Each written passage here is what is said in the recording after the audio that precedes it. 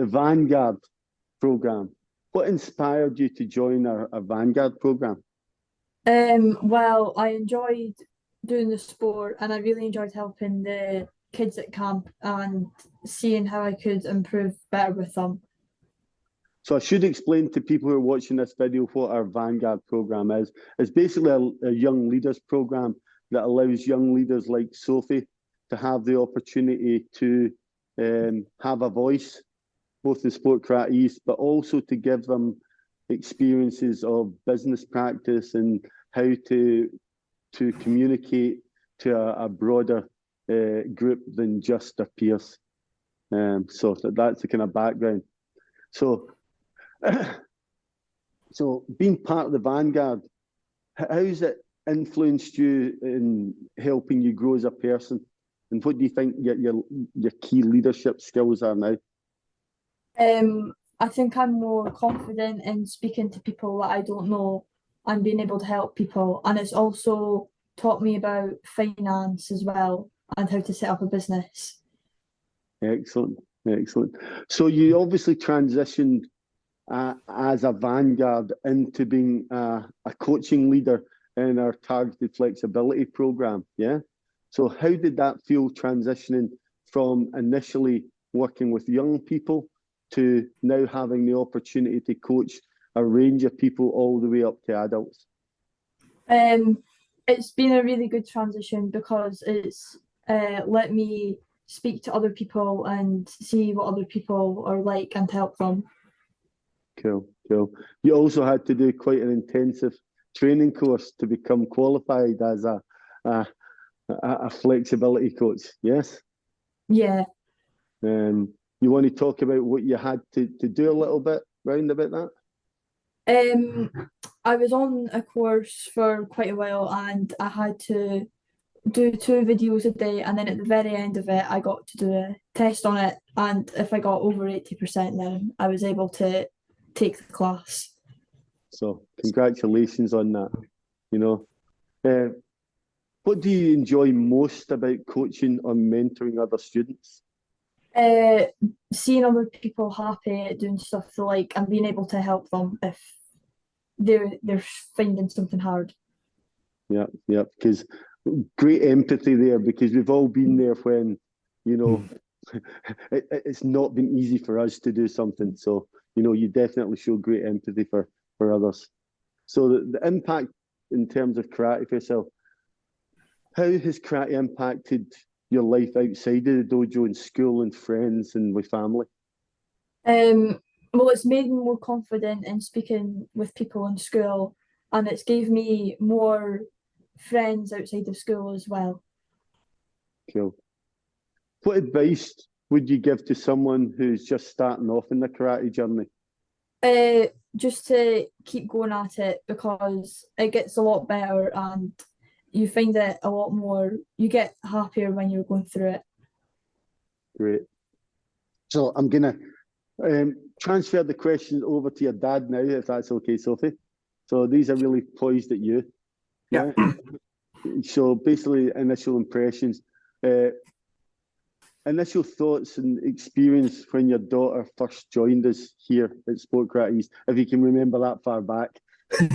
Yeah, well, when we were talking about Sophie getting her white belt, it was almost that far, you know, that long ago. It's always difficult to remember. Initial thoughts, we were certainly pleased. She tried various other sports and, you know, cheerleading and all these sorts of things, and we didn't quite find something where she'd settle. So when she came home and said, "I've been doing karate at school and I'm, you know, I want to stick with that. Can you sign me up?" We thought, great, there's another thing to sign up for, and it might last a month or two. So I must admit, our expectations were limited at the outset when Sophie first said she was joining karate. Fair enough, fair enough. So Sophie, how did you convince your dad that it wasn't just wasn't a passing fad? Because I saw the older people with their belts and I wanted to be the same level as them. Yeah. Great. So when we first started bringing Sophie along out with the school when she was training at the dojo, I think within maybe we would stay, you know, when she was younger, as you know, we would stay and watch the whole training session. And I think within 2 or 3 training sessions, I've seen what actually happens in the dojo, seeing the level of discipline that's instilled within the kids, but also how much fun they can have whilst being disciplined. It didn't take us long, you know, to realise that we really wanted Sophie to stick at this, because we could see that if she did stick at this, there would be huge benefits in the long term. So what would you say that the changes that you noticed in Sophie as she progressed?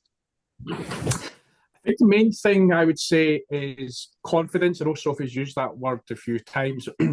When Sophie started doing karate, she maybe lacked a little bit of confidence, and you know, she's gone through various stages in life where maybe you lack a little bit of confidence. But we've always found, you know, with the karate, you're always challenged, and it feels more like another family. You know, we sometimes refer to Sophie as having a separate friends group through the dojo, but it's almost like a separate family. Everyone is so close there, out with the existing friend group and family. Great. So what was your reaction when Sophie basically joined our Vanguard program? Yeah, well, when you first spoke to us, Richard, and explained what the Vanguard program was, we were very excited about that. We were pleased that Sophie had been recognised as potentially having the ability and the leadership skills to do something like this. But when you actually spoke through what was involved in the Vanguard program and the aims and the objectives, it was just something kind of probably over and above anything we ever expected to be offered as part of the karate. It's, Sophie touched on, you know, the business skills, for example. One of the things that the Vanguard program has done is inspired Sophie to pick business studies as one of her subjects at school. And it's probably one of her strongest and one of the subjects she enjoys the most. She only gained an interest in that subject through the Vanguard program. So when you told us what was involved in it, we were really quite excited by it.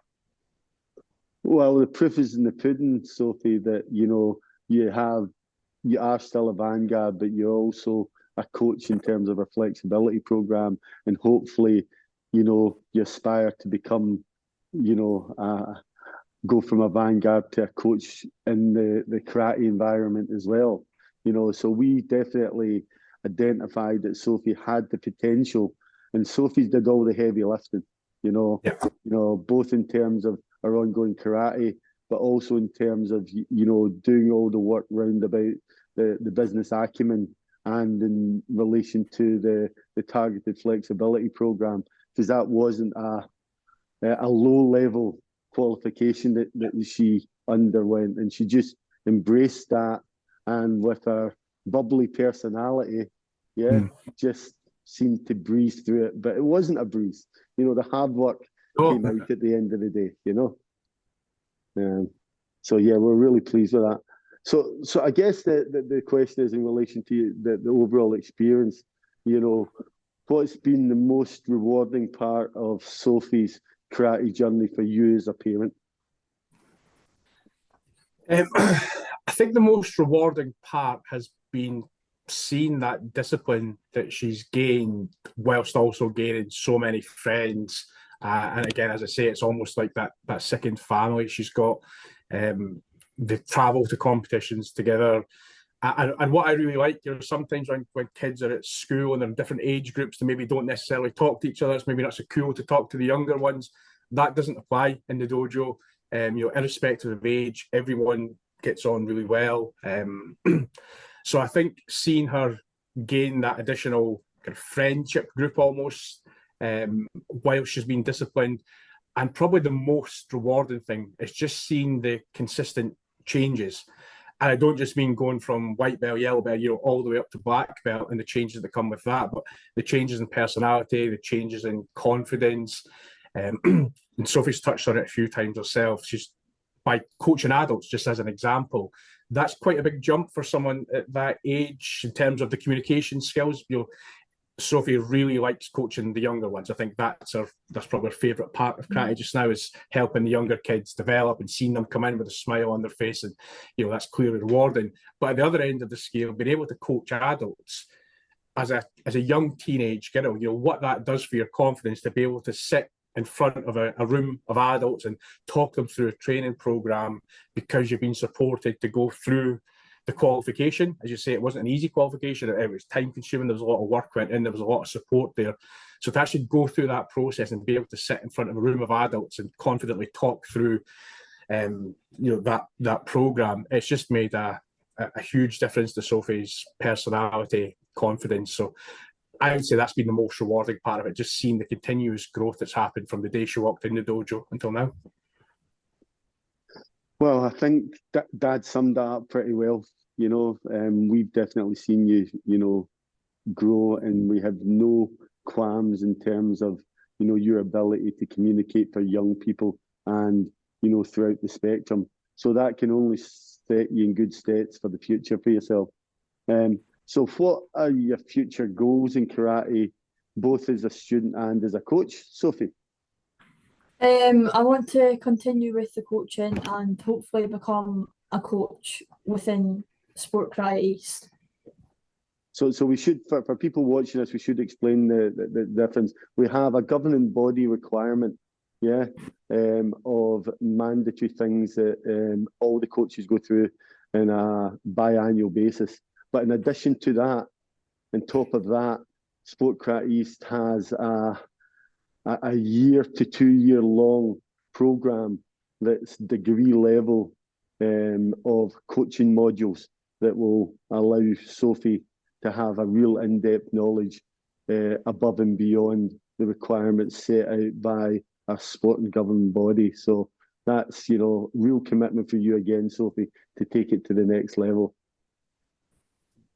So so go ahead, sorry. I think one that we would maybe skip there, Richard, was just in terms of whether, how we would recommend it as parents. So I think something probably worth saying from a parent perspective, for anyone who is considering their parent joining Sport Karate East. As a parent, as a new parent, or as a new parent in terms of joining the dojo in Sport Karate East, you probably assume that your child will go there a couple of hours a week. They'll do some moves, some fighting. They'll get a bit of help from the coach for an hour, and then they'll leave. But there's so much more happens behind the scenes that you would never imagine to happen behind the scenes unless you're part of the journey. One specific example I would say is Sophie was just doing her standard Nat 5s. I'm showing my age there. She was doing Nat 5s recently, and there was one or two subjects she was struggling with.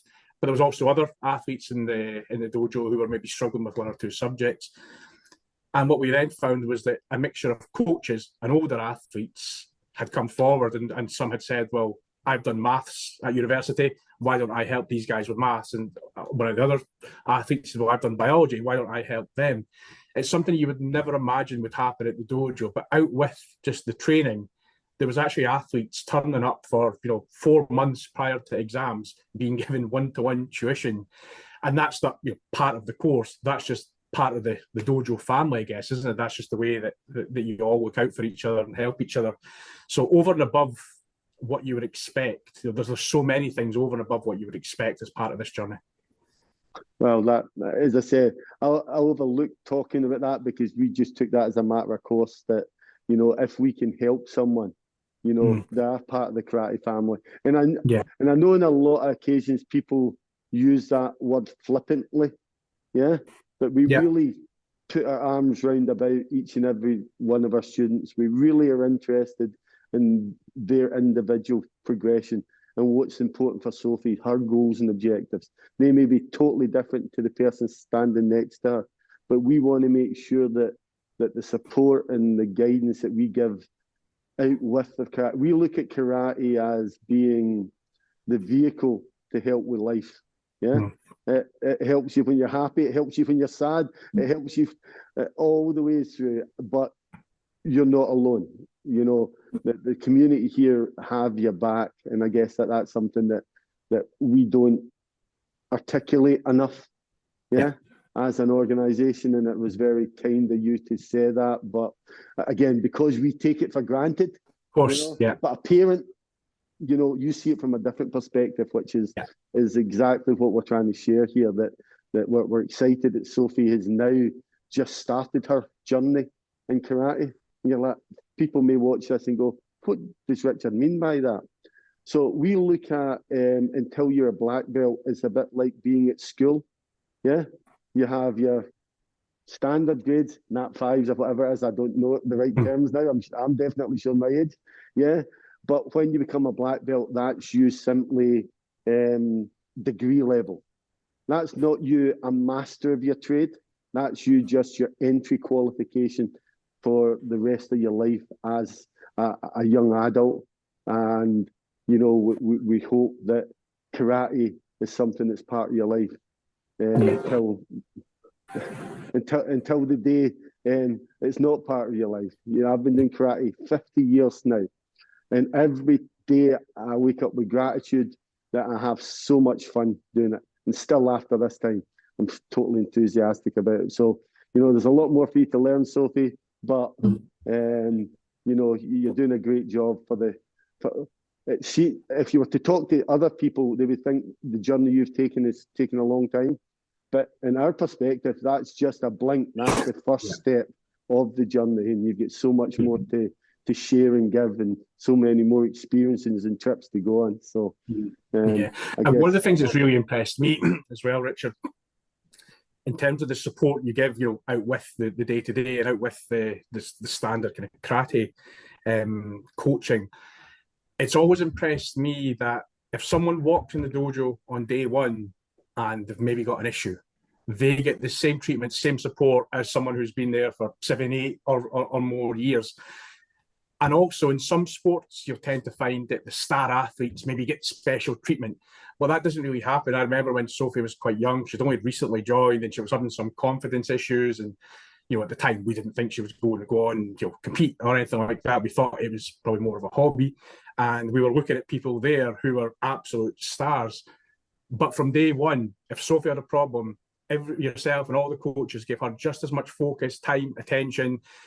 And it's not time and attention in the dojo as well. It's the time you spend talking to parents out with, and, you know, late night messages, late night phone calls. You're checking in on the kids. If you pick up on something, you pick up on a confidence issue or something's maybe not right, you're always checking in with the parents. But you and the coaches, you do that with every single child. If you pick up on something, it's not just the ones that have been there long term.